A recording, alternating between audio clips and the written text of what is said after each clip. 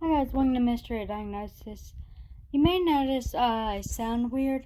That's because I just got over a respiratory illness, and then I ended up getting over a. Then a week ago, I got over a sinus infection, and I thought, since I'm feeling better, I was going to do a video today instead of leave my old one up on Wednesday. So I do post Wednesdays. On a trip to Paris for a wedding, Laura's boundless energy comes to an abrupt halt. While I was at the wedding, we ate very well, one of these 8-course meals, and it was just a beautiful setting. But a couple days after, I got very, very sick. Stomach problems and cramping. But by the time Laura gets back to the States, she seems to be getting worse. Then, one day, while she's walking in New York City, something awful happens. I was at the beginning of my block, and I thought, oh my God, what just happened? I just feel like my stomach's gurgling, and you know when you have to go to the bathroom and it's urgent. And as I'm walking down the street, I can feel like I'm losing control over my bowels. Laura tries to forget about the accident, but after another close call the same week, she decides to schedule an appointment with her doctor.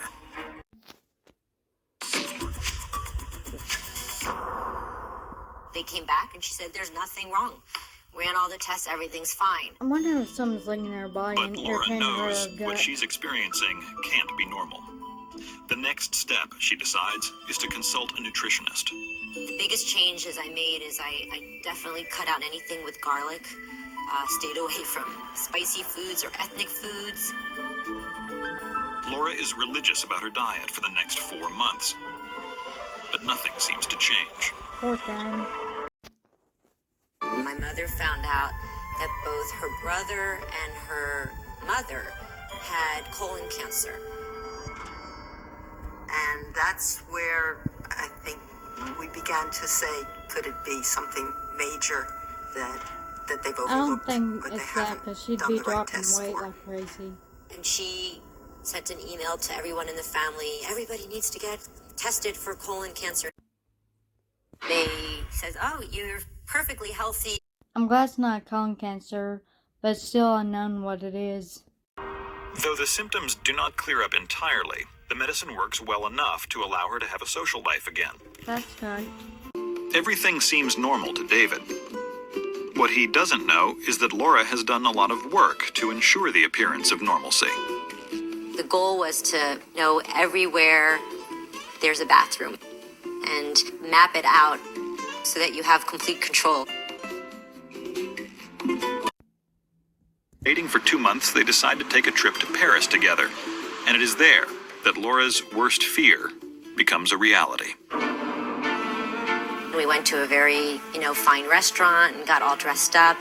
And I thought, dinner, I really would love to go back to the hotel or be somewhere where there's a bathroom. And he goes, let's go take a walk on the bridge. The bridge that was in that movie. So we were walking up the river, bridge by bridge, trying to pick out the right one. Well, as we're getting to the bridge, I get this feeling, and it was like the worst I've ever felt. It was like your whole body just feels like a volcano, and your head just starts to pound, and I went, oh no, oh no, oh no, oh no. And I completely lost control of my bowels. That's and I just horrible. stood there, and I was in complete shock. That this trip, which 3 years ago would have seemed like nothing, is a major journey.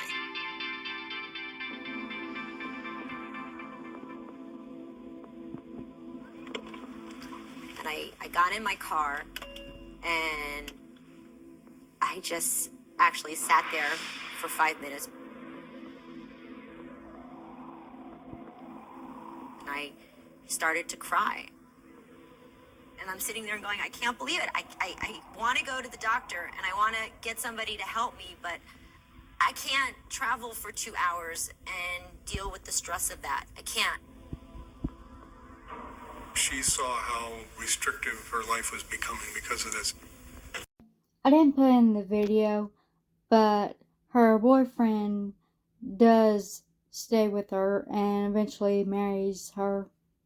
And I'm glad of that. I didn't include it because it was right next to gut problems, and I didn't know if YouTube would let me actually put the word in the video, so I just edited out the entire thing.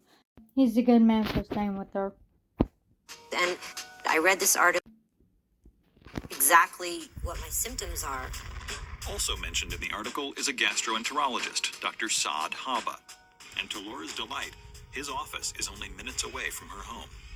The tests will tell Habba if Laura's gallbladder is secreting the proper amount of bile. He does this by injecting her with a special dye. Using a camera scan, he is then able to observe how the gallbladder is functioning. 2 days later, Dr. Habba has the results back. In Laura's case, the gallbladder was abnormal. It's Habba Syndrome. Habba Syndrome is a condition where the gallbladder functions abnormally, resulting in a disproportionate amount of bile in the digestive tract. Too much bile in the intestine Causes gut problems. I was finishing this sentence since I had to censor what it actually said, because I'm not sure YouTube would allow that. Since I'm not sure YouTube would allow that word for gut problem. Habba syndrome is quite treatable. We basically change the constitution of the bile. Dr. Habba prescribes cholesterol used to combat high cholesterol. It binds with the acid in the bile and neutralizes it, reducing its harmful effects on the intestines. I find it interesting how you can treat a condition with a treatment for another condition. Like you can treat something wrong with the liver by treating it with some for the brain. On the second day, I didn't have the problem anymore. Good for her. Now 42 and married to David, Laura can resume her hectic lifestyle and get back to normal, both at home and at work. But she'll never forget how her world was turned upside down by this embarrassing syndrome. Thank you for watching. I'll see you next time.